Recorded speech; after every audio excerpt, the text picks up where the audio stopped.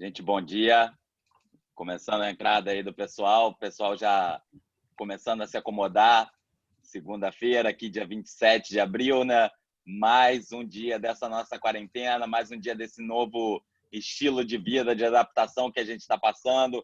Estou aguardando só para a galera ir acomodando. Hoje a gente está numa semana, eu acho que vamos começar um bate-papo com uma pessoa que acho que vai ser fenomenal, até por conta de tudo que a gente está passando agora recente. A gente, já que nós somos, acho que, se não o único, um dos únicos países que consegue, no meio da crise de uma pandemia, arrumar uma crise que consegue tirar a pandemia das manchetes de jornal, né? Então, vai ter bastante coisa boa hoje de bate-papo. Me apresentando aqui para quem não conhece, eu sou Marcel Navarra, sou sócio-diretor da InvestSmart. A InvestSmart é um dos principais escritórios junto à XP Investimentos. Então, vamos começando aqui o bate-papo. Estou até hoje com o Tomás Goulart. O Tomás, ele é sócio e economista-chefe da Novos Capital. Tá? O Tomás vai poder contar um pouquinho mais sobre a Novos, vai falar um pouco sobre ele também. Tomás, vou passar a palavra para você se apresentar para o pessoal, apresentar um pouquinho da Novos, porque tem muita gente que, quando olha a Novos em si, pensa, poxa, mas essa casa é nova, é recente. Não, tem um histórico grande aí por trás, né, Tomás? Então, passa a bola para você para apresentar aí, meu. Bom dia a todos, sou Tomás Goulart, sou economista-chefe da Novos Capital. A casa ela vem de uma associação entre a FLEG e o Modal Asset. Na verdade, foi uma combinação do melhor que havia nas duas casas, a parte principalmente da Modal Asset na parte de renda fixa, vindo da FLEG a parte de renda variável. Teve uma sinergia muito bacana desde a fundação, que foi em 2018, setembro de 2018. A gente já passou por bastante coisa desde então. É bom para a gente vai ir testando a resiliência e os modelos de risco. Então, já deu tempo para aprimorar tudo, para aprimorar o relacionamento entre as pessoas. Então, foi uma fusão muito bem sucedida, a gente pode dizer assim. Então, é uma casa que vai ter um trade muito bom da parte de renda variável, com os principais sócios, eles tendo histórico grande de renda variável, tendo sido gestores lá do BTG Pactual, lá de trás. Também na parte de renda fixa, com gestores também com um belo histórico de renda fixa. Então, de uma forma geral, a gente também tem tradado muito na parte internacional. A gente, se vocês acompanharem também as redes sociais da Novos, a gente também disponibiliza algumas coisas. A gente discutiu muito na semana passada petróleo, que já virou assunto velho, né? Agora, o petróleo já virou meio que assunto velho. Semana passada a gente ficou discutindo. E aí parece que é corona, é petróleo, você tem uma infinidade de coisas a discutir do mercado. Então a gente também atua bastante na parte internacional e a gente coloca todas as moedas de uma forma conjunta, tá? A gente não pensa o real como se fosse uma moeda diferenciada, não. A gente pensa sempre o dólar global para fazer o trade e aí a gente trada também bastante commodity. Então acho que é isso. Essa é a apresentação principal aí da casa. Estou lá eu trabalhei com algumas pessoas que vieram do Modal lá ao final dos anos 2000 e depois vim para a FLEG, estava na FLEG quando foi feita a fusão e me reencontrei com algumas pessoas que eram do Modal lá de trás. Então, eu trabalho com a equipe de mais 3 pessoas que me ajudam bastante e a gente consegue ter uma cabeça macro bem legal com isso tudo. Poxa, legal, Tomás. E imagino, Tomás, como é que está sendo aí o dia a dia de um economista-chefe de uma asset do tamanho da Novos, nessa loucura que a gente está passando, né? Até porque hoje a gente vai bater um tema aqui, vamos dizer assim, tá quente, porque a gente pode falar que esse tema sempre está em ebulição no Brasil, né? Ele não para um instante sequer. Você vê como a gente comentou, é uma das poucas, um dos poucos países no mundo que consegue inventar uma crise maior ainda dentro de um cenário como esse. E como é que você está vendo aí, Tomás? Como que vocês estão trabalhando com esse cenário de incertezas assim? Porque queria que você contasse um pouquinho também como que vocês estão vendo, porque afinal de contas a gente acabou de passar aí por primeiro a gente estava com ao longo de 2019 um governo que começou o mandato em 2019 parecendo uma equipe de ministros técnicos, tudo andando muito bem, até começar a demorar um pouco e a gente vê que o governo talvez não tivesse tamanho, ou o presidente em si talvez não tivesse tamanho poder de conciliação com Câmara, tanto que alguns até dizem que a reforma da Previdência demorou para sair, talvez um pouco por interferência também pela falta de comunicação entre os poderes. Ao longo disso, a gente aguardava alguma reforma a mais em 2019, mas acho que o tamanho da reforma da Previdência, ele até tapou bem, digamos assim, o buraco em relação à possibilidade de vir mais uma reforma. E a gente começa o ano com, primeiro, um ministro que foi alçando um tamanho grande diante da crise, talvez o Mandetta, por conta de toda a situação de estar acompanhando a OMS da forma como foi, ganhou um tamanho muito, muito relevante no governo e acabou entrando em rota de colisão com o presidente. E logo em seguida, agora na última semana, a gente teve um super-ministro, como foi comentado, né, entrando nessa rota de conflito. Como que a Novo está enxergando esse cenário agora? E como que vocês veem o futuro desse cenário, digamos, político e econômico brasileiro, né? Tá. Eu vou recapitular um pouco, mas eu não vou muito longe, não. Eu vou começar do começo da crise do coronavírus, tá? Como você mesmo falou, o governo tinha uma orientação única de que a gente vai continuar a agenda de reformas, a gente tem um problema fiscal a combater, a gente aprovou a reforma da Previdência, mas ela não resolveu o problema como um todo, a gente continua vivendo num ambiente com déficit primário. Você, antes do coronavírus, você rodava as suas tendências de dívida PIB à frente, elas mostravam a trajetória cadente, com poucas dúvidas. Sempre ali ao final do ano passado foi a mesma coisa, o ano anterior também. Sempre quando você vai discutir o orçamento, tem aquela dúvida: olha só, a gente não vai conseguir acomodar isso no teto de gastos, mas o teto de gastos, de alguma forma, ele é soberano, dado que ele está na Constituição. Então, para você mudar, você precisa de refazer a Constituição para mudar o teto de gastos. Então, de alguma forma, a gente via que o governo tinha uma direção, que era a direção de ajuste, que ia ser custoso, como sempre tudo na vida, principalmente em termos políticos, ele é custoso, mas que você tinha certeza dessa direção.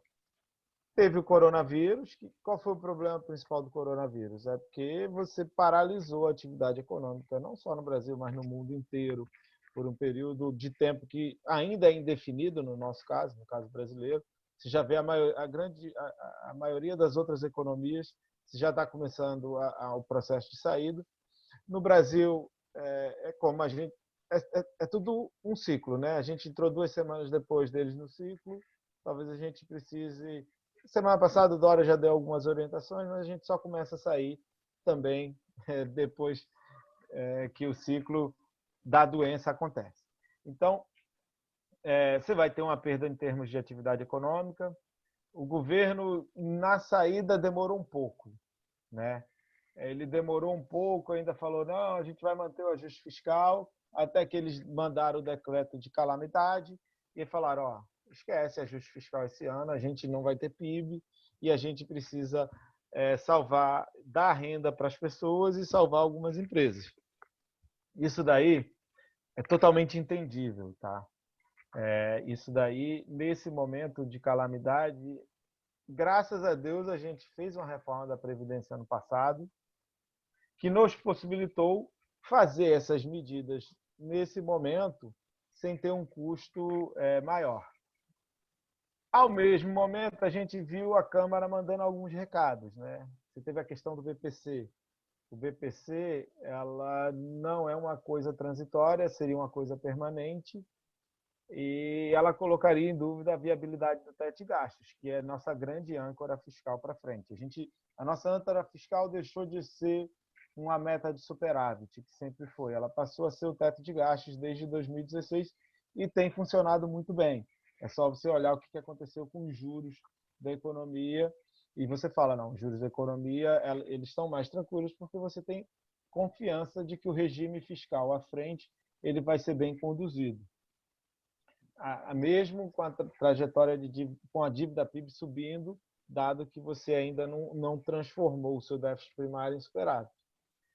Aí você passou o BPC, você começou a ficar em dúvida. Você falou, opa, a Câmara está mandando algum sinal, mas no final das contas, a Constituição manda e a teto de gastos ele é constitucional. Você tem que mandar uma regra, você não pode desenhar o orçamento desrespeitando o teto de gastos. Tá? A Constituição te proíbe. Você pode até vir a desrespeitar em algum momento, você coloca as travas para funcionar, né, de congelamento salarial e tudo mais, mas você não pode desenhar um orçamento com isso. Então, antes de tudo, a gente teria que ver passar no Congresso qualquer coisa limitando o teto. Então, seguindo, o que a gente viu durante a pandemia? Você liberou a Câmara para aprovar diversas medidas expansionistas fiscais. O Brasil ele foi bem vanguarda nesse aspecto, tá?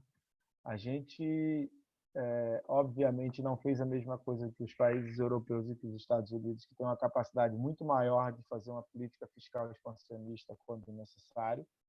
E aí eu falo dos europeus, eu estou falando principalmente de Alemanha, que é um país fiscalmente responsável. Estou falando dos Estados Unidos. Eles fizeram acima de 10% do PIB e a gente está falando que a gente vai fazer nosso primário está 9% de déficit. A gente faz uma estimativa do quanto foi colocado na economia. Se a gente for levar em consideração o que o Banco Central está fazendo, é mais de 30% do PIB sendo colocado na economia. Se a gente tirar o Banco Central, mesmo assim, a gente tem 12%. Você tem algumas coisas que afetam o primário e tem outras coisas que não afetam o primário. Então, a gente foi bem na vanguarda nessa questão de fazer política fiscal expansionista, que era necessário para o momento. E aí, o mercado começou a ficar com algumas dúvidas. Algumas medidas expansionistas que foram colocadas, elas vão ser retiradas na necessidade? Por exemplo, Corona Voucher, né? Ele tem um impacto muito significativo na vida da população mais pobre. Só você ver que o governo tinha estimado que ia usar um espaço fiscal próximo a 90 e poucos bi pelos 3 meses do Corona Voucher, ele já está achando que é 120 a 140. Então, as pessoas foram atrás para pegar o Corona Voucher e ele vai ter um impacto positivo na popularidade do presidente. Isso daí é sem dúvida. Naquela população mais pobre, principalmente a população do Nordeste, o presidente ele deve ter umas pesquisas que ele acompanha próprias, né? Ele deve estar vendo que a imagem dele com a população de mais baixa renda melhorou. Principalmente baixa renda mais para o Nordeste, que é um campo que o PT domina. Então, o que a gente imagina? É que na hora da saída desse Corona Voucher, o Paulo Guedes vai ter que fazer uma negociação com o Bolsonaro para que uma parte desse mecanismo ele se torne permanente e se torne o Bolsa Família do Bolsonaro. politicamente, é isso que a gente entende que vai acontecer. Então, como eu falei, a estimativa do governo é algo próximo a 120, 140 bilhões por 3 vezes. Obviamente, não pode ficar nos mesmos valores e nas mesmas pessoas elegíveis a tomar esse dinheiro hoje em dia. Então, nesse momento, a gente entende que já iria haver algum problema entre o Bolsonaro e o Paulo Guedes, porque o Paulo Guedes vai querer fazer uma austeridade fiscal, mas, por outro lado, o Bolsonaro vai falar, não, eu tenho que manter uma parte disso aqui, porque eu vi que minha popularidade melhorou bem. Aí teve o Mandetta, de alguma forma, num primeiro momento, a saída do Mandetta seria bem mal vista, mas aí depois ele veio e praticamente se demitiu, né? Ele veio na entrevista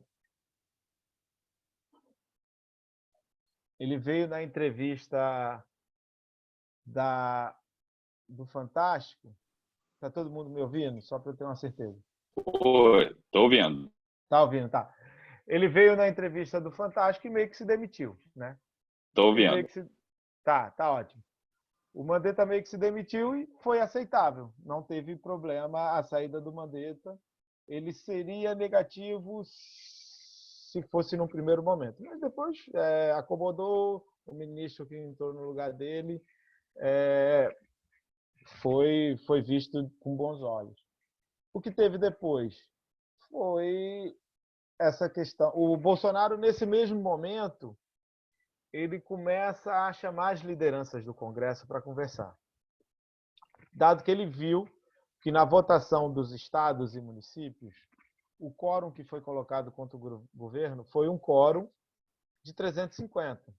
Com 350 deputados, você faz o impeachment do presidente. Então, aquilo ali foi uma sinalização para ele. E ele falou, não, eu tenho que voltar a dialogar com a classe política, eu tenho que voltar a dialogar com o legislativo. Que, na verdade, era uma demanda do mercado há muito tempo. Que o mercado fala, ó, você fica essa briga institucional, o Bolsonaro batendo no Congresso, o Congresso fazendo medidas fiscalmente talvez mais negativas, e a gente fica na incerteza. Então, seria muito bem visto esse diálogo do Bolsonaro com a classe política, né? Vou recapitulando rapidamente. Você teve o fiscal responsável, passou a reforma da Previdência, você tinha uma trajetória, veio o coronavírus, você ficou com dúvida se você ia conseguir manter, se você ia conseguir fazer a retirada daquelas medidas de curto prazo, para depois... e aí o Bolsonaro veio, dialogou com o Congresso, aí você falava, não, beleza, as coisas vão tranquilizar. Só lembrando que, na nossa cabeça, dialogar com o Centrão não significa abrir espaço para gastos, tá? A gente gosta de ficar na memória o governo do presidente Michel Temer. O governo do presidente Michel Temer, ele dialogou bastante com o Congresso e foi um governo reformista, na verdade. E o Bolsonaro tem a chance de fazer o mesmo no governo dele. Ele ainda tem. Só que aí chegou na quinta-feira, esses problemas com o Moro, a gente tem uma ideia de qual que seja o problema que aconteceu na discussão entre Bolsonaro e o ministro Sérgio Moro. O Bolsonaro se sentiu confiante de que ele conseguiria fazer a mudança com relação ao Moro, provavelmente porque ele estava vendo a popularidade dele na população mais pobre subindo. E ele falou, vou estar com a popularidade maior, o Moro vai ter que me engolir. E o Moro não engoliu. A gente pode tentar discutir qual a razão. Posso pensar que ele quer ser presidente daqui a 2 anos, e aí ele fez um discurso de defesa da biografia e também um discurso para ficar na memória das pessoas, se por acaso ele vier a ser candidato futuramente. E ele abriu espaço para você discutir a possibilidade de impeachment. Antes seria assim, você tinha um quórum do impeachment na Câmara, e aí agora você provavelmente tem a motivação. Então, você aumentou a incerteza, tá? Com a saída do ministro Sérgio Moro. O que aconteceu? No mesmo dia que teve a coletiva do Moro, você teve diversos políticos vindo, fazendo lives, vindo na internet, falando durante o final de semana, e diversos políticos passando a mensagem: ó, Bolsonaro, não queremos impeachment. Continuamos querendo diálogo. Obviamente que agora o que o Bolsonaro vai ter que ceder para a classe política é muito mais do que ele teria que ceder antes, dado que ele agora tem a motivação do impeachment. Então, o preço para o Bolsonaro em termos de comando sobre o governo, ele vai ter que abrir mão de algumas coisas. E aí tem que ver como é que isso vai conflitar com a base dele. Ele vai perder uma parte da base, que é uma parte da base que era ligada ao Sérgio Moro. Talvez haja uma troca, né? A população mais pobre, por causa do Corona Voucher, sai uma parte da base que era ligada ao Sérgio Moro. Mas eu acho que o mais importante, dito isso tudo, o mais importante é que sobrou uma figura central de estabilização do governo, que se chama Paulo Guedes. E aí, o último bastião de como o Bolsonaro foi eleito, ele é o Paulo Guedes. Na semana passada tinha saído aquelas notícias de programa Pro Brasil e tudo mais. Ao que tudo indica, o que estava ali desenhado era pouco, dava para acomodar no orçamento. Não seria esse o problema. O que foi negativo de alguma forma é o fato do Paulo Guedes não ter sido chamado, mas era uma tentativa de demonstração de força por parte dos militares que fazem parte do governo. Mas, assim, o que estava desenhado ali não seria uma razão para o Paulo Guedes falar: ó, estou cansado de desistir do governo, estou saindo. Não era. Então, você tem algumas pessoas bombardeando o Paulo Guedes de alguma forma, uma tentativa de minar. E essas pessoas estão dentro do palácio ali, próximas ao presidente. Mas, assim, o presidente, para ter a sustentação, para não correr o risco maior de impeachment, a figura do Paulo Guedes se tornou central. E aí, hoje de manhã, antes do mercado abrir, que é importante, 8h30, Bolsonaro foi lá, levou Paulo Guedes, Tereza Cristina, Tarcísio, o Roberto Campos Neto também. Ele levou o Roberto Campos Neto, que é muito ligado ao Paulo Guedes, tá? Então, ele está falando assim, ó, a economia, para mim, agora vai ser o principal. Eu perdi a base ali do que era a justiça, e essa base, ele vai perder uma parte da popularidade por causa disso, é difícil reconquistar, mas ele sabia que ele tinha que manter a classe empresarial e o mercado junto com ele. E aí ele deu uma demonstração bem clara, hoje de manhã, 8h30, fez a entrevista, aquela coletiva na saída, saindo da casa para o palácio, e levou o Paulo Guedes da demonstração falando assim, ó, a única pessoa que fala sobre economia no meu governo é esse aqui. Obviamente, como eu falei, a gente acha que o Paulo Guedes, nesse momento, ele está fortalecido, ele está mais forte do que antes. E ele sempre foi o ministro da Fazenda, de Finanças, de Economia, mais forte que já existiu no Brasil. Tá? Tanto que ele congregou grande parte de ministérios dentro de um só. E ele se tornou mais forte daqui para frente. Mas a gente sabe que vai ter aquela questão do Corona Voucher. Como acomodar o Corona Voucher?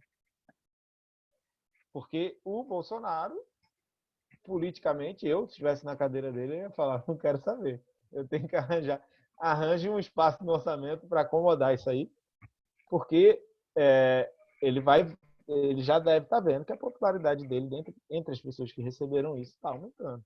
Ele fala, não, isso aqui eu tenho que manter, porque aí eu vou garantir um percentual de votos que sempre vai me dar um poder político gigante. Mas, assim, Pensando na figura principal do Paulo Guedes, que a coisa importante é mercado, a coisa importante é investidores. Hoje, o Paulo Guedes, depois de tudo isso que aconteceu, militares, Moro, fiscal expansionista, a briga dele com Maia, hoje o Paulo Guedes é um ministro mais forte do que era anteriormente. Vamos ter embate à frente, vamos, mas hoje, na nossa visão, ele se tornou o pilar de sustentação do governo. Sem ele, a probabilidade do governo sofrer impeachment aumenta sobremaneira. Então, hoje então, Thomas, você acredita até que ele está mais forte, mas se a gente pensar, o Moro mesmo, ele, no momento que ele estava forte, ele começou a ser atacado. Será que não tem um pouco dessa briga de ego? E como você comentou, que a gente tem que andar agora entre o Bolsonaro, ele está parecendo aquele malabarista que está jogando bolinha pro alto, só que numa corda bamba, né? Não é nem na planície, ele está numa corda bamba. Por quê? Ao mesmo tempo, ele viu parte da popularidade indo embora, outra parte que tenha a ser arrecadada talvez entre em conflito com o Guedes, porque o Guedes ele realmente ele tem um dever muito fixo e é difícil, né? Acho que você mesmo pode falar, Tomás, porque o economista aqui no Brasil ele tem que fazer um estudo diferente, acho que de boa parte dos economistas no mundo, porque aqui a gente tem que incluir bastante a política na economia, né? Sim, sim. Acaba fugindo um pouco da escola do próprio Guedes, né? Você acredita realmente? Teve muita gente falando que a imagem dos ministros todos juntos ao Bolsonaro, com o Guedes conflitando com todos eles ali, sendo o único de máscara e tudo, já mostra um pouco também de, olha só, eu sou eu e vou tocar aqui. Até onde será que essa relação, esse ego pode levar? Então, eu acho que o Bolsonaro ele reage quando ele vê a possibilidade de ser confrontado eleitoralmente. Vamos dizer assim, o Mandetta ele ascendeu como ministro da Saúde. O assunto era saúde. Então é um cara que estava aparecendo nas lives de sertanejo, que parece que foi o que incomodou bastante o Bolsonaro. E aí, popularidade. Qual é a popularidade? Mandetta com 92% de popularidade. Aí o Bolsonaro falou, vem cá, esse cara vai se candidatar a presidente daqui a 2 anos. Ou vai se candidatar a vice do Dória, né, numa jogadinha ali com o Maia. E eu não quero deixar dentro do meu governo um cara que vai chegar daqui a 2 anos e vai concorrer comigo. Então, a estratégia do Bolsonaro... O Bolsonaro ele tem a forma de atuar caótica, ele gosta do caos, ele gosta do confronto, mas as decisões políticas dele elas acabam sendo sempre meio que racionais. Tá? A gente fica com receio porque ele vai negociar com o Centrão, mas aí vai falar alguma coisa para atiçar a base eleitoral dele, que vai jogar tudo a perder. Mas assim, as medidas políticas dele, elas são sempre meio que racionais. Elas sempre têm uma explicação ao fundo, tá? Então o Mandetta saiu por isso. O Mandetta saiu não é porque era contra isolamento vertical, tanto que o Bolsonaro esqueceu isso. Não existe.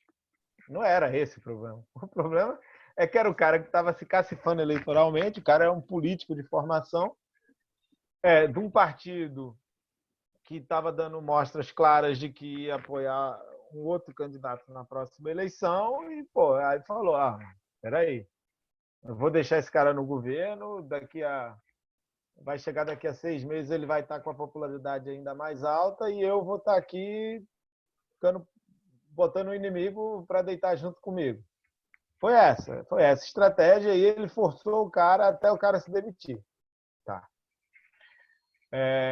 O Moro, os problemas dele com o Bolsonaro eles começam quando lá no ano passado o Moro se reuniu com Álvaro Dias e outros políticos, principalmente do Paraná ali, num jantar, sem avisar o Bolsonaro falou, ó, o Moro já está cavando a vaga dele de candidato a presidente em 2022.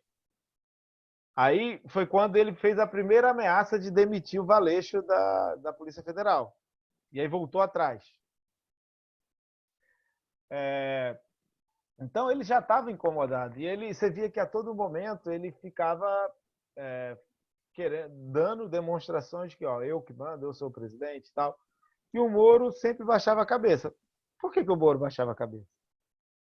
Porque o Moro gostou, ele gostou do ambiente de Brasília e tem pretensões, da minha cabeça, ele tem pretensões eleitorais ali. E aí aquela coletiva de sexta-feira, para mim, deixou claro que é isso. Tá? Ele quis deixar a marca e ele não acomodou ali. Ele falou, ó, eu vou deixar minha marca, vai ser daqui a 2 anos eu vou voltar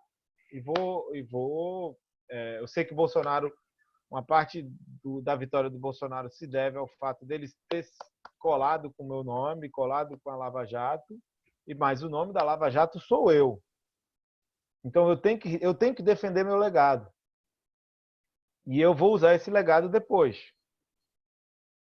Então, nesses 2 casos, você tinha já uma disputa da eleição presidencial de 2022 em jogo. O Paulo Guedes, eu não consigo imaginar o Paulo Guedes como um cara com pretensões eleitorais. Acho que ele efetivamente, ele também, ele não é um cara de engolir sapo, ele não é um cara de personalidade fácil. Ele estava ali de máscara, de alguma forma, vou interpretar porque ele tem mais medo do coronavírus do que os outros. Ele estava ali, ele lembra, quando começou o coronavírus, ele se mandou para o Rio, falou, não quer encontrar com ninguém, tem que tomar todas as precauções possíveis. Não, eu quero ter que me proteger da doença, que é a forma correta, tá? A forma correta. Não interpretaria o fato dele estar diferente para se mostrar de uma forma diferente, não. E hoje para mim, foi claro o que o Bolsonaro pegou e falou, ó, o pilar do meu governo agora é a economia. E aí trouxe Roberto Campos Neto, trouxe Paulo Guedes, trouxe Tarcísio, trouxe a Tereza Cristina, que de alguma forma infraestrutura e agricultura estão ligados à economia. Mas ele deixou bem claro, ele falou, ó, quem fala sobre economia no meu governo é o Paulo Guedes. Esse é o cara que vai falar de economia no meu governo. Então, eu não acho que vai ficar ciúmes, até porque eu acho que o Paulo Guedes eleitoralmente, falando a verdade, eu acho que ele eleitoralmente, fora do ambiente de mercado financeiro, ele não teria muitos votos, não. Tá? Se tiver o sucesso econômico no governo, que agora, depois do coronavírus, ficou mais difícil, dada a recessão que a gente vai viver, que é profunda, acho que os dividendos eleitorais de um crescimento mais forte eles não vão acontecer. O que eles vão tentar? Eles vão ter a possibilidade de tentar vender. A gente teve um problema global, uma epidemia, há muito tempo a gente não vivia isso. A gente tomou as medidas necessárias, deu renda para a população. A gente viu como o problema da população mais pobre é gravíssimo. A gente manteve uma parte desses programas. Mesmo assim, a gente conseguiu fazer um fiscal responsável e a gente evitou um colapso econômico muito maior do que se vislumbrava. Acho que essa é a estratégia pensando em economia para 2022. Esse negócio de chegar lá crescendo 4% e tal, taxa de desemprego em 9, 8, esquece, não vai acontecer. Não vai acontecer. Não vai acontecer aqui, não vai acontecer no mundo. A gente sempre sabe, assim, o mundo implementou, em termos de medidas de estímulo, seja fiscal, monetário, algo nunca visto na história. Na verdade, o fiscal ele é comparável a períodos de guerra. Efetivamente, você está na guerra invisível contra o vírus. Isso vai ajudar a evitar um colapso, uma depressão econômica no mundo, mas a gente sabe que as saídas elas nunca são tão aceleradas quanto todo mundo imagina no momento que você está vivendo essa saída. Ela vai acontecer, você vai ter uma recessão, você vai evitar com que ela vire depressão econômica, mas você não vai conseguir fazer com que o nível do PIB volte tão rapidamente para aquele que a gente vislumbrava anteriormente. As voltas são sempre mais lentas. A China está mostrando para a gente. Como a China viveu o problema do coronavírus antes de todo mundo, o que ela está mostrando para a gente? Que a parte de indústria ela volta rapidamente. Tá? Indústria você consegue reativar rápido. 2 meses, você já está voltando à sua produção normal. Não é esse o problema. O problema da China agora com a indústria é muito mais porque agora os outros países do mundo estão deixando de crescer e importar deles, então eles vão ter que desligar algumas fábricas por conta disso, não por conta do problema interno, mas se tem segmentos que exigem aglomeração, turismo, entretenimento, viagens, próprio ramo de bares e restaurantes. Esses segmentos eles não vão voltar tão cedo. Apesar de tudo, eles não vão conseguir voltar tão cedo porque você pode liberar o lockdown, mas ninguém vai querer. Quem é que vai querer entrar no avião hoje em dia sem saber que tem uma vacina com relação ao vírus? Quem é que vai querer estar num show, né, ombro a ombro com outra pessoa, sabendo que não tem uma vacina do coronavírus? Não existe assim. As pessoas não vão optar racionalmente por fazer isso. As pessoas vão se salvaguardar, vão ficar em casa, adotando um novo estilo de vida, vão passar daqui a 15 dias, um mês, vai estar todo mundo voltando a trabalhar no escritório. Você vai ter uma parcela da população que vai seguir fazendo home office, que é uma parcela que tem mais risco, principalmente. Ou então, para a gente, assim, vão ter escalas diferentes, o tipo de trabalho que é fornecido vai ser um pouco diferente, mas você tem segmentos que não vão voltar e a substituição dos mesmos ela é mais lenta, né? Ela é mais lenta. A gente vai deixar de fazer aglomeração para ter um show, para as pessoas começarem a usar as lives em YouTube, a gente cobra para as lives e a gente consegue manter a cadeia. Não consegue. Não consegue, não vai ter aquele vendedor, não vai ter o cara que monta equipamento, você não vai precisar da mesma quantidade de músicos que você precisava anteriormente. Então, você tem algumas coisas que vão perdurar mais tempo até que você tenha a descoberta de uma vacina, né? Que todo mundo se sinta mais salvo e que volte à atividade normal da vida.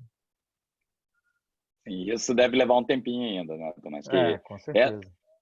Que essa é uma preocupação grande, até para a gente entrar em outros aspectos aqui. Se quiser também participar, pode mandar perguntas aí pelo chat, tá? Mas para entrar nessa questão, um ponto que bate muito em preocupação, você comentou agora sobre digamos, a blindagem que o Bolsonaro estava fazendo agora pela manhã, né? E essa blindagem, a gente trazendo um pouco para o aspecto Banco Central, trazendo um pouco para o lado do Roberto, ele também agora está numa sinuca um pouco de até onde eu posso carregar o país através de juros, né? Que ele já se mostrou também um pouco avesso a essa forma que o mundo todo vem fazendo. Eu queria ver qual é a visão da Novos, Tomás, sobre dessa questão. Por exemplo, a gente deve ter mais uma queda nos juros? Bom, como que esses juros podem impactar, além de tudo, em cima do dólar, né? Nossa cabeça de juros, o que a gente imagina? Que o Banco Central ele está ciente de que o efeito da crise do coronavírus, a gente tinha essa visão desde o começo, acho que se consolidou, que é um efeito deflacionário, tá? não é um efeito inflacionário. Então, o que o Banco Central faz nesse ambiente quando você tem inflação mais baixa e você tem uma meta de inflação e a sua inflação prospectiva está abaixo da sua meta de inflação? Você corta juros, você faz política monetária expansionista. A preocupação do Banco Central na nossa cabeça é de que medidas de corte de juros se tornem contraproducentes, né? Ele cortar os juros e você ter um impacto negativo em termos de atividade futura. E aí ele estava olhando o quê? Ele estava olhando um pouco o nível do juro mais longo, ele estava olhando um pouco o câmbio, apesar da nossa cabeça o câmbio não tem um papel tão importante em termos de atividade econômica, assim. Câmbio valorizado é bom, câmbio depreciado é ruim. A gente acha que isso daí estava ligado ao passado, que quando você tinha movimentos da moeda, eles batiam muito na inflação, então você depreciava o câmbio, batia na inflação, você tinha que subir os juros, e isso era os juros o instrumento que fazia com que o câmbio parecesse negativo ou positivo para a atividade econômica. Agora não, como você está depreciando desde 2017,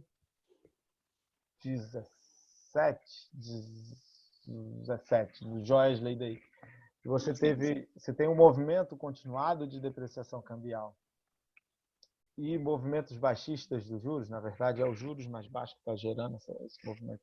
Uma parte, né? O atual nem foi isso. Uma parte do movimento de depreciação cambial, esse mecanismo do câmbio depreciar, subir juros, e do câmbio depreciar e cair juros, ele perde. Então, o impacto da moeda sobre a atividade econômica ele é menor do que era anteriormente. A gente tem dúvida até do sinal, porque se você for pensar por exportações líquidas, ele deveria te ajudar. Então, na nossa cabeça, o Banco Central não está mais preocupado com inflação. Ele está preocupado o meu corte de juros pode se tornar contraproducente ou não. E aí ele olha para a curvatura, ele olha para o nível da taxa longa de juros, e em um determinado momento ele falou, me preocupei, cortei 50 na última reunião, mas eu não estou imaginando cortar mais. Só que aí o que aconteceu de lá para cá? As condições financeiras se equilibraram, as bolsas fizeram as mínimas, recuperaram, a taxa de juros longa fechou, o curto também fechou, indicando que ele está fechando, apesar do curto fechar, então está mostrando... Se a gente pensava se no fiscal ali estava em cima da questão do BPC, agora não, agora a gente já tem mais sinalizações de que o fiscal ele vai ser cuidado, você está colocando um limite no que foi aprovado de alguma forma.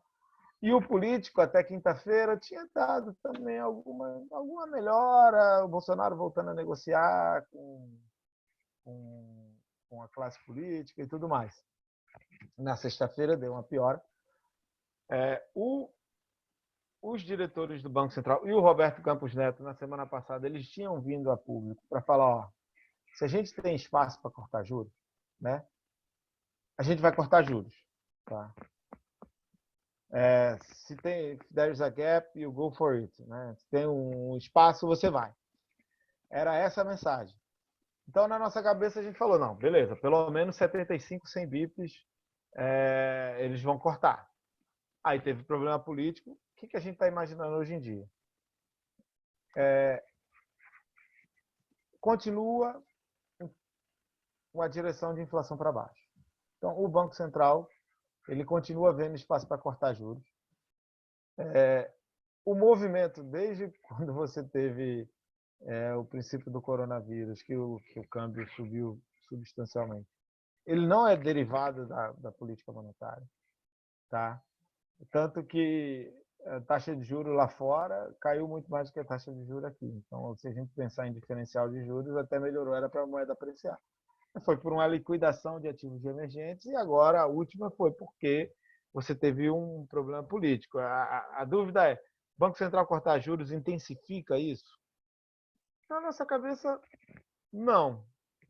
Na nossa cabeça, ele pode ser mais cauteloso no processo de corte agora.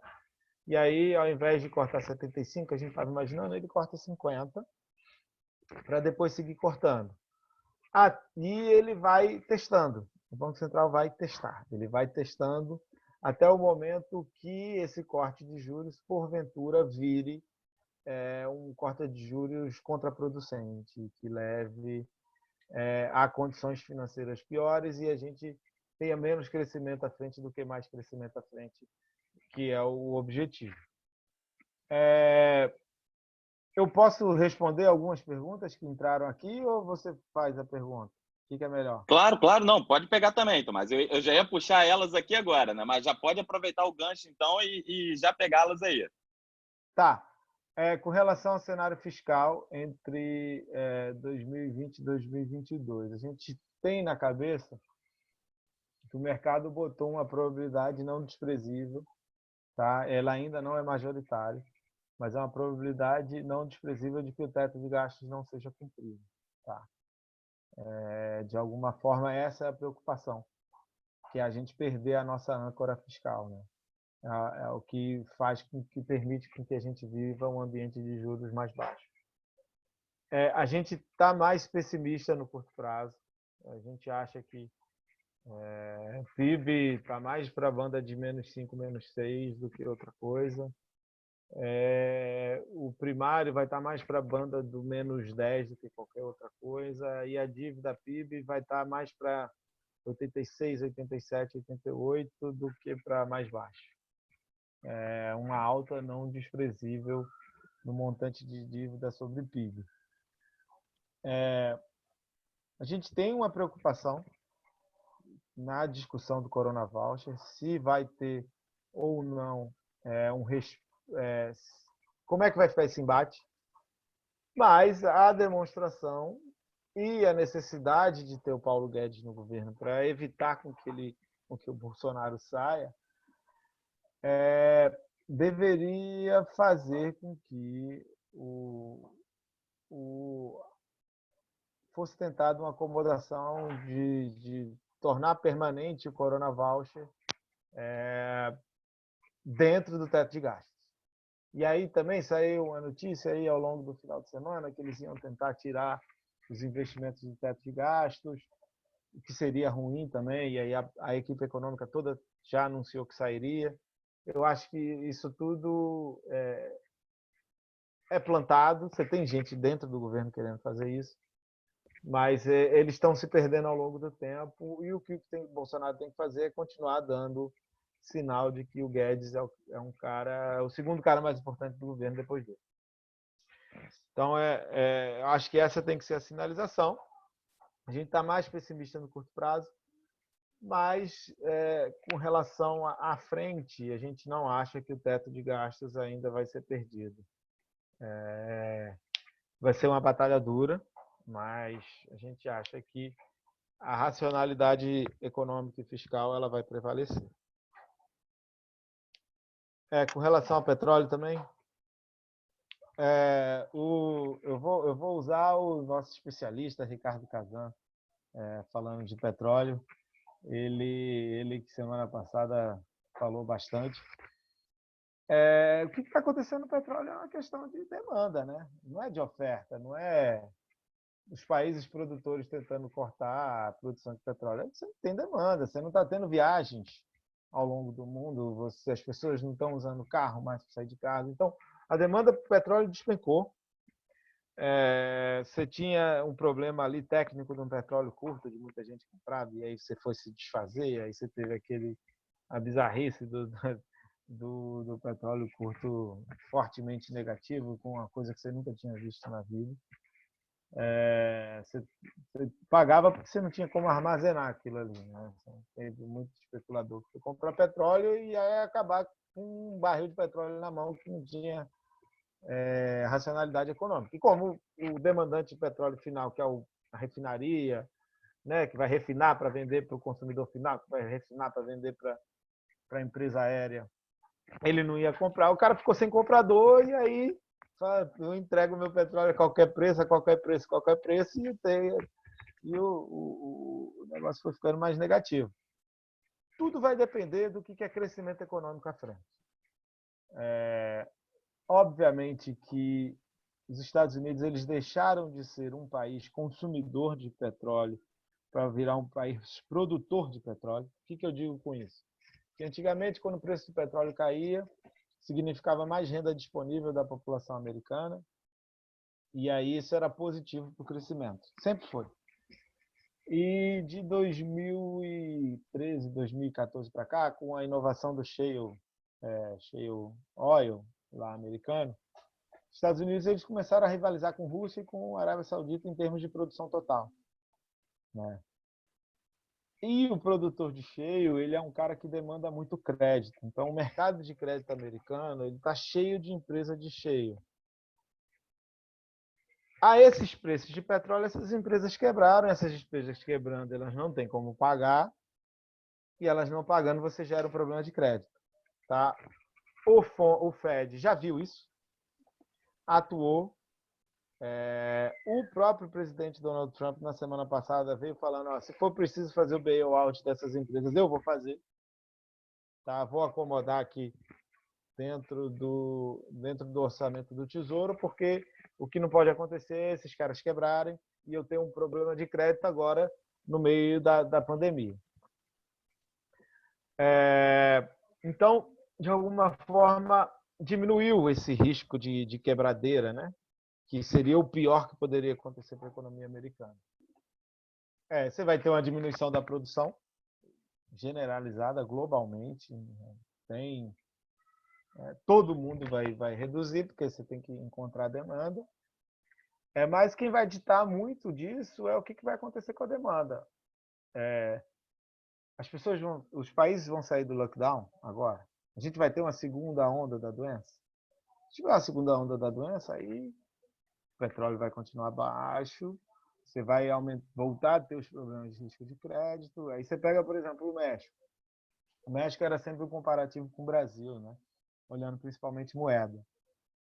Pagava mais juros, não tinha construção institucional que tem aqui no Brasil. A moeda mexicana apanhou sobremaneira desde quando você começou a ter o problema do petróleo. Então, assim, você tem países muito dependentes de petróleo. O Brasil mesmo, assim, a gente é exportador líquido de petróleo. É o nosso principal item na pauta de exportação. A gente tem a Petrobras, que é a maior empresa brasileira, que é super relevante para a Bolsa, super relevante para a economia, que também, a esses preços de petróleo, você tem várias coisas que se tornam inviáveis.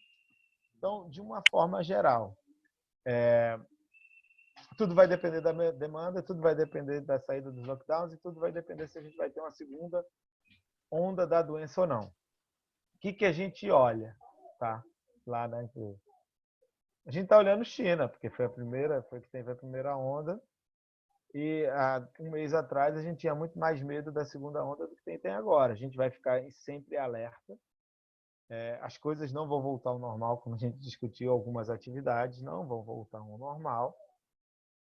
Você vai ter muito mais dificuldade de voltar ao normal para alguns segmentos, e aí esses segmentos são bem demandantes de petróleo, querosene de aviação, toda a parte de aviação civil, mas talvez a esses preços atuais ele ainda não prevaleça. No momento que você voltar à demanda, você vai voltar a 40, 50, mas você vai voltar para patamares mais saudáveis para a economia mundial. Já viu que a economia mundial, petróleo para baixo acaba sendo ruim para a economia mundial, porque aí isso daí é uma sinalização de que a demanda está fraca e grande parte do comércio mundial, da produção mundial, do mercado, ele se dá com um segmento de petróleo. Então, é muito importante. Tomás, e até aproveitar esse ponto agora citado, eu acho que é importante também o pessoal saber um pouco mais sobre a Novos, entender um pouco mais da casa, porque a maioria dos brasileiros agora está tendo que mudar a maneira de se investir, né? Está tendo que sair um pouco da questão da poupança, da emissão bancária básica, digamos, né? Que é aquele CDB contratado a uma taxa de 90% de CDI.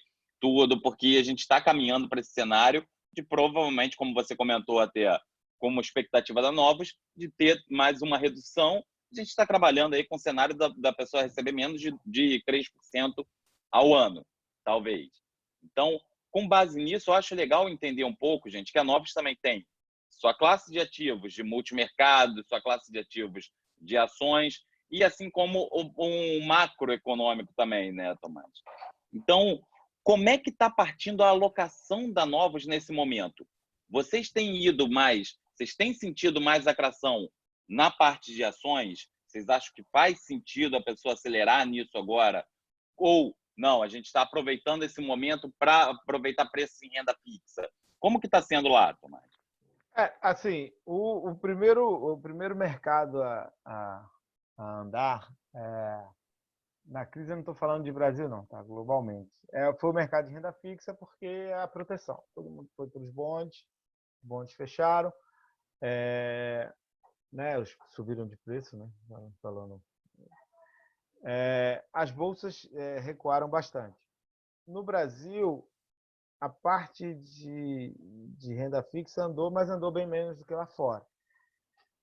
Então, provavelmente por ser um país emergente e muita saída de investidor. A gente acredita que, no curto prazo, a parte de renda fixa está bem atrativa.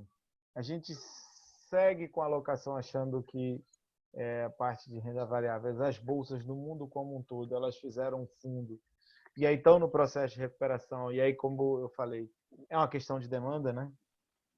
Demanda voltando, vai voltar petróleo, vai voltar bolsas, vai voltar tudo.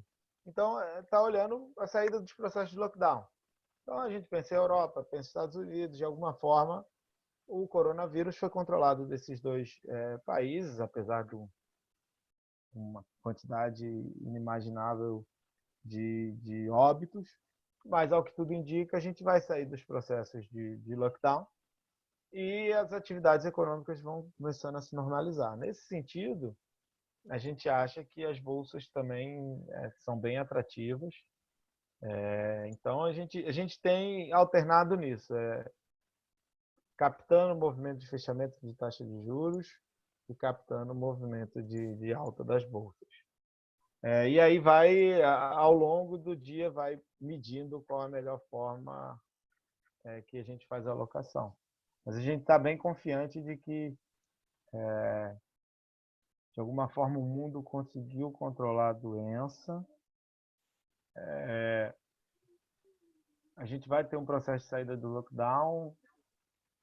A atividade econômica não volta da mesma magnitude que estava anteriormente, mas ela começa a voltar. O problema principal era você não saber como ter controle sobre a doença. E o mundo viu que, a gente implementa um processo de lockdown, isolamento social das pessoas, a gente consegue controlar a doença, e aí depois a gente vai fazendo a volta à normalidade de uma forma mais lenta. A gente viu lá, né, no caso de Nova York, eles fizeram algumas pesquisas que mostram que tem uma parcela muito maior da população imunizada com relação ao vírus daqui para frente do que antes.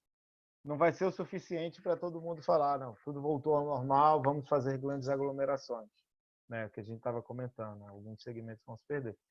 Mas para que as pessoas consigam voltar a ir às ruas, para que elas consigam voltar a ir trabalhar, abrir seus comércios, isso vai ser muito importante. E, ao que tudo indica, o mundo está nessa fase, o Brasil um pouco atrasado, mas a gente já viu algumas sinalizações na semana passada da pessoa que é líder nesse aspecto, que é o Dória, que é a cidade mais importante do país, e aí eles já começaram a mostrar de como é que eles imaginam o processo de saída dos lockdowns. Aí está todo mundo olhando a Alemanha, né? Porque ela foi a primeira a sair, e aí está todo mundo, se começar a ter problema na Alemanha, talvez dê problema, mas, ao que tudo indica, o mundo está nessa fase de como é que vai voltar a demanda depois que a gente fizer o processo de saída do lockdown. Acho que a discussão agora é essa. Perfeito, perfeito. Até para a gente complementar aqui, então, você acha que para o pessoal que sofreu um pouco agora esse impacto ao longo de 2020, tem muita gente que tinha acabado de sair, né, desses produtos básicos que a gente comentou, e acabou de entrar, digamos assim, a pessoa que chegou no dia 31 de dezembro e fez uma promessa para ela mesma. A partir do ano que vem eu invisto de forma diferente. Essa pessoa está um pouco machucada. Você Sim. acredita que para essa pessoa ela ainda mantém tudo da maneira como está, que hoje o horizonte ele tende a ser muito mais positivo? Sim, a gente imagina que o mundo aprendeu a controlar a doença, o custo em termos de atividade econômica de recessão ele já foi assumido, então isso daí já está nos preços de mercado, as pessoas já estão levando em consideração as fortes quedas de PIB que a gente vê para esse ano. Acho que assim, daqui para frente o risco principal, obviamente, é o ressurgimento da doença, mas quando a gente imagina que, de alguma forma, o mundo aprendeu a controlar e ter um custo muito mais baixo pensando à frente, se voltar a ter esse problema, desenvolvimento de vacinas, você vai aprender como tratar a doença. Assim, a novidade demandava muito tempo. E aí, de alguma forma, o mundo foi comprar tempo, mantendo as pessoas em casa. E refez capacidade hospitalar, refez capacidade também de fornecer os medicamentos, começou a desenvolver tratamentos e começar a estudar como é que você consegue tratar o vírus. Infelizmente, você teve uma quantidade grande de perda de vidas, mas a gente imagina para frente que a gente não vai viver novamente aquele ambiente que viveu. Então, a tal da segunda onda, a gente imagina que ela, se acontecer, ela vai ser vivida de uma forma diferente, porque agora a gente já aprendeu a lidar com a doença, a gente já tem a capacidade hospitalar muito maior, como o próprio novo ministro da Saúde falou. A parte de saúde, ela não trabalha com capacidade ociosa, né? A capacidade full 100% do tempo, do nada surge uma doença que faria com que você necessitasse de 2, 3 vezes aquela sua capacidade hospitalar anterior. Como é que você faz? E aí é por isso, você faz lockdown, aí você deixa de ter acidentes na rua, o cara que ia operar o joelho vai atrasar a operação. Só as coisas essenciais que não vão conseguir deixar de ser trabalhadas, mas você diminui e, de alguma forma, permite com que atenda essa demanda excepcional, gigante, assim, o vírus com a capacidade de se disseminar é impressionante. A gente não imagina que o que aconteceu nesse ano vai acontecer. O outro problema, o outro risco para o Brasil é olhar se o Paulo Guedes está forte ou não. Tá? Então, a gente tem que olhar isso lá para fora, né? Uma segunda onda, e aqui para saber se Paulo Guedes está fortalecido ou não. A gente imagina que para frente a gente volta a ter o horizonte positivo para os investidores. Sim. Legal, legal, Tomás. Vou puxar aqui a última, já que a gente já até passou um pouquinho do tempo também, Tomás. Puxar a última aqui do Rick, só para complementar um pouco do que você passou anteriormente. O Rick comenta aqui, né? Ao sair do lockdown, qual a perspectiva do Brasil e do mundo adotarem políticas expansionistas para estimular a demanda? Isso representa um risco significativo para a inflação e taxa de juros? As medidas expansionistas elas já aconteceram, tá? A questão, acho que a dúvida é saber se vai ter, como é que vai ser a saída dessas medidas, né? A gente imagina que ela vai ser demorada. Se a gente for pensar 2008, foi assim, você voltou a começar a normalizar as medidas de políticas expansionistas uns 5 anos depois. Então, a gente acha que essas condições expansionistas, principalmente monetárias, elas vão ficar por um tempo aí, talvez menos do que 5 anos. Sobre o risco para a inflação e taxa de juros, seria o risco de ter inflação. Acho que o mundo, o que ele quer hoje em dia é inflação. A gente vai chegar a um patamar de dívida geral, tanto de pessoas quanto de países, num nível que a gente nunca viu. E para que a gente conviva nesse ambiente, a gente precisa ter ou taxa de juros negativa, em termos nominais, ou inflação, porque a inflação torna a taxa de juro real negativa. A inflação ela seria necessária. Agora, se você me pergunta se é hiperinflação, a gente não consegue imaginar, não, hiperinflação. Hiperinflação, nesse ambiente que não existe demanda nenhuma agora, mas a gente pode ver no ano que vem, a depender de como é que vai ser a recuperação das atividades econômicas globais, alguma inflação no mundo, mas, como eu disse, a inflação ela é até positiva, porque é ela que vai fazer com que a dívida do mundo, né? A dívida sobre o PIB no mundo, ela dê uma normalizada. Ou você vai ter que levar a taxa nominal a negativa. Então, você não tem muita escolha nesse sentido. Você vai precisar reduzir o total de dívida assumida por todo mundo na economia daqui para frente. Então, a inflação ou o juro negativo, não tem muito o que fazer. Então, se a gente for pensar assim, as medidas já foram tomadas, se há um risco significativo para a inflação, significativo não. Acho que ela seria até bem-vindo. E taxa de juros, para o Brasil, acho que assim, o problema de juros hoje em dia no Brasil seria muito mais o fiscal, né? A gente não cumprir o teto de gastos, e aí o juro longo vai abrir de uma forma substancial, ou a saída do Paulo Guedes, que vai ser a mesma coisa, porque você vai ler como que o fiscal não vai ser atendido. Se inflação por causa de taxa de juros mais baixa, só se a gente estiver crescendo. Sem crescer, a gente não consegue imaginar muito isso. O mecanismo pelo qual a taxa de juros vai fazer com que a inflação cresça via crescimento. Então, a gente tem que ver crescimento mais forte antes de ver a inflação subindo aqui no Brasil.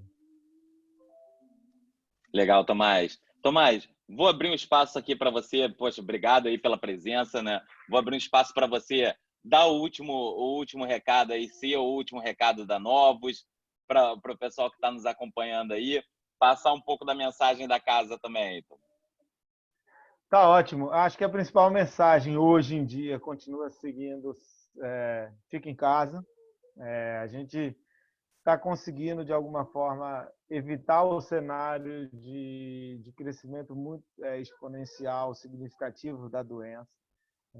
A gente viu que o Brasil, as estatísticas, elas têm um comportamento muito melhor do que tiveram em outros países do mundo. De alguma forma, isso reflete o fato de a gente ter entrado no lockdown no momento correto.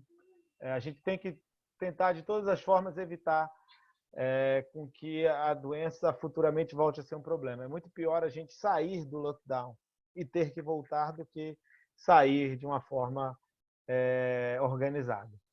E para quem é investidor, eu sei que o momento foi muito difícil, principalmente para quem estava fazendo a transição agora, foi um choque muito significativo. Há mais de 100 anos a gente não vivia isso que a gente viveu no mundo, que é de ter uma epidemia que gere uma paralisação total do mundo. Se a gente for pensar em epidemias, a gente teve gripe espanhola e depois teve a peste negra, que dizimou 1/3 do mundo, assim, 10 séculos atrás. Então, esse foi o Black Swan do Black Swan do Black Swan. Era aquele evento totalmente fora do esperado. Para quem sobreviveu até agora, para quem conseguiu segurar seus investimentos, mantenham e ficando de olho nos riscos, obviamente. A gente sempre tem que pensar que a gente está lidando com pessoas, né?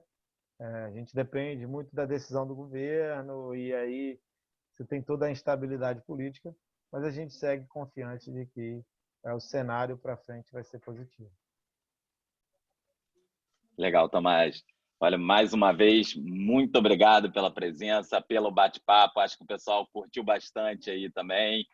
Vou Vou agradecendo em nome da InvestSmart a você, a toda a equipe da Novos e também a todo mundo que estava presente por agora durante esse tempo aqui com a gente.